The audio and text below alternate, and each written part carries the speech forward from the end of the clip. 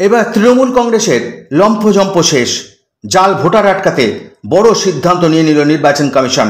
আধার কার্ডের সঙ্গে epic card যুক্ত করার সিদ্ধান্ত নেওয়া হয়েছে। ফলে জাল ভোট দেওয়া বা ভোটার তালিকায় ভুতুড়ে ভোটারের নাম তোলা আর সম্ভব নয়। 2026-এর বিধানসভা নির্বাচনের আগে নির্বাচন কমিশনের এই সিদ্ধান্তে বিপাকে তৃণমূল কংগ্রেস। দলের প্রধান মুখ্যমন্ত্রী মমতা বন্দ্যোপাধ্যায় একই নম্বরের এপিক কার্ড ও ভুয়ো ভোটার তালিকা নিয়ে অভিযোগ করেছিলেন। নির্বাচন কমিশনের ঘাড়ে দোষ চাপিয়েছিলেন। পাল্টা চালে কুপোকাত তৃণমূল কংগ্রেস। নির্বাচন কমিশন যে বাড়া ভাতে ছাই দিয়ে দেবে একথা ঘুণাক্ষরেও ভাবতে পারেনি তৃণমূল কংগ্রেস। 2026-এর নির্বাচনের আগে নির্বাচন কমিশনের এই সিদ্ধান্তে ভয়ঙ্কর বিপদে তৃণমূল কংগ্রেস। অভিযোগ, ভুয়ো ভোটারের আশীর্বাদে তিনবার ক্ষমতায় আসা। এবার কি হবে, চিন্তায় তৃণমূল নেতারা। আমরা নির্বাচন কমিশনের এই পদক্ষেপে, এই উদ্যোগকে স্বাগত জানাই। আমাদের মূল লক্ষ্য একটাই, যে প্রত্যেক ভোটার যেন নিজের ভোট নিজে দিতে পারে, ভোট দেওয়ার অধিকারটা যেন প্রতিষ্ঠিত হয়।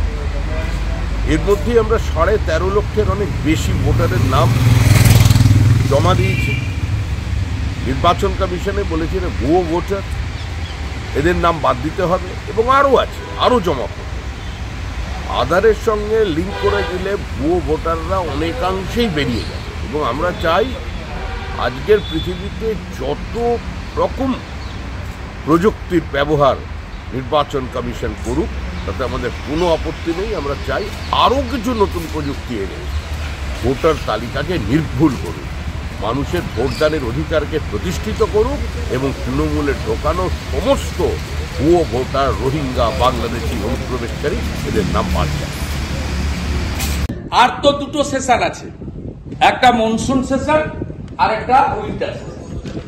তারপরে তো দুদিনের ভোট অন অ্যাকাউন্ট, তারপরে তো নির্বাচন, তারপরে আপনারা প্রাক্তন। কেজরিওয়াল যেখানে, মমতা যাবে সেখানে। আর তো দুটো সেশন, যা পারেন করে নেন না। 9 মাস তো বাইরে রেখেই দিলেন লিডার অব অপোজিশন।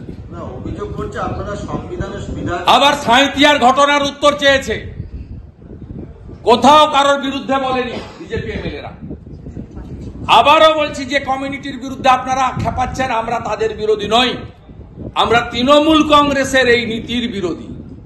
তৃণমূল কংগ্রেসের সরকারের কাজ চাকরির হিসাব দেওয়া, শিল্পের হিসাব দেওয়া, উন্নয়নের হিসাব দেওয়া, আয়ুষ্মান ভারত চালু করা, বিশ্বকর্মা যোজনা চালু করা, কৃষকদের ফসলের ন্যায্য মূল্য দেওয়া, চা বাগান খোলা, বড় বড় হসপিটাল বানানো উত্তরবঙ্গে, সুন্দরবনে, পশ্চিমাঞ্চলে। এই কাজগুলো আপনারা করেন না। আমরা জানতে চেয়েছি, পশ্চিমবঙ্গের মধ্যে সাঁইথিয়া একটি বিধানসভা, একটি পুরসভা আছে, একটি থানা, সেখানে ইন্টারনেট বন্ধ কেন? আমরা জানতে চেয়েছি, ধারায় 163 ওখানে লাগিয়েছেন কেন? এর উত্তর তো চেয়েছে। আপনাদের কি প্রত্যেকের কান তো খোলা ছিল? যারা হাউসের ভিতরে গ্যালারিতে ছিলেন, চোখও খোলা ছিল, আর বাইরে যারা ছিলেন স্পিকারে শুনেছেন, সাউন্ড বক্সে। কি বলেছে আমাদের এমএলএরা? যে সাঁইথিয়াতে ইন্টারনেট সার্ভিসেস বন্ধ, ধারা 163। তমলুক, নন্দকুমার, কীর্ণাহারেও সেম ইনসিডেন্ট, আরো বহু জায়গায় হয়েছে। তা আমরা জানতে চাই, সরকার একটা বিবৃতি দিই। সাঁইথিয়াতে ইন্টারনেট সার্ভিসেস এখনো বন্ধ, 17 তারিখ ছিল, আবার এক্সটেনশন করেছেন।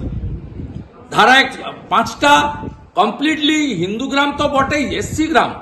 ব্যানার্জি আমার কাছে হেরেছে 1956 ভোটে। আবার ভবানীপুরেও 26 সালে বিজেপির প্রার্থীকে দিয়ে উনাকে হারাবো। উনি কম্পার্টমেন্টাল চিফ মিনিস্টার আছেন, এরপরে ডবল কম্পার্টমেন্টাল নেত্রী হিসেবে পরিচিত পাবে বাংলায় এক্স চিফ মিনিস্টার মমতা।